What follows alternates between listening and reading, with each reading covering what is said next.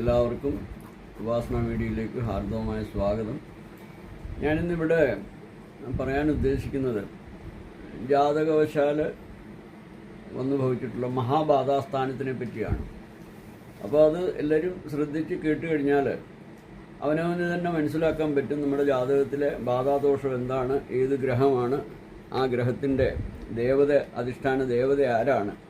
അപ്പോൾ നമ്മൾ മഹാബാധാസ്ഥാനം പറയുമ്പോൾ എല്ലാ ചരരാശികൾക്കും കുംഭം രാശിയാണ് പറയുന്നത്. അപ്പോൾ നമ്മൾ ചരം, സ്ഥിരം, ഉഭയം, അതായത് ഇപ്പോൾ നമ്മൾ മേടത്തിൽ നിന്ന് തുടങ്ങിയാൽ മേടം, ഇടവം, മിഥുനം.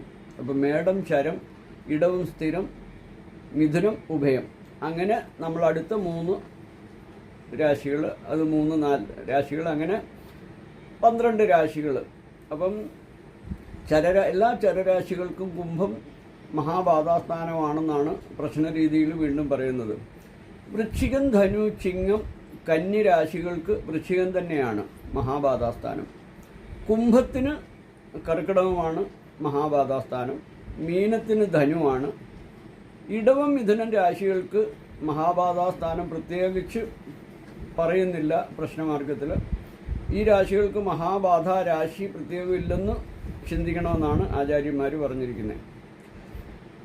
അപ്പോൾ ഇവിടെ 1 ബാധാസ്ഥാനത്ത്, ഇപ്പം ബാധാസ്ഥാനത്ത് നമ്മൾ ആദിത്യനെ കൊണ്ടാണ് നമ്മൾ തുടക്കം പറയുന്നത്. ബാധാസ്ഥാനത്ത് ആദിത്യൻ ഇരുന്നാൽ ശിവഭൂതങ്ങളാലുള്ള ദേഹപീഡ, ഉപദ്രവം, ദ്രോഹം, ദോഷം പറയണം. ചന്ദ്രൻ ഇരുന്നാൽ ഭഗവതിയാലുണ്ടാകുന്ന രോഗവും ധർമ്മദൈവം മൂലം ദേഹപീഡയും പറയാം. ബാധാസ്ഥാനത്ത് ചൊവ്വ നിന്നാൽ സുബ്രഹ്മണ്യനുമായിട്ടുള്ള രോഗവും ഭൈരവൻ മുതലായവരെ കൊണ്ടുള്ള പീഡനവും നമുക്ക് പറയാം. ബുധൻ നിന്നാൽ ഗന്ധർവൻ, യക്ഷൻ മുതലായ അമ്പരചാരികളായവരെ കൊണ്ടുള്ള പീഡരോഗാദികളെയും പറയണമെന്നാണ്. ബാധാസ്ഥാനത്ത് വ്യാഴം നിന്നാൽ ബ്രാഹ്മണശാപത്തെയും ദേവതകളുടെ കോപത്തെയും പറയണം. ശുക്രൻ ഇരുന്നാൽ യക്ഷിയാലുള്ള രോഗത്തെയും ബ്രഹ്മരക്ഷസിൻ്റെ പീഡയെയും പറയണം.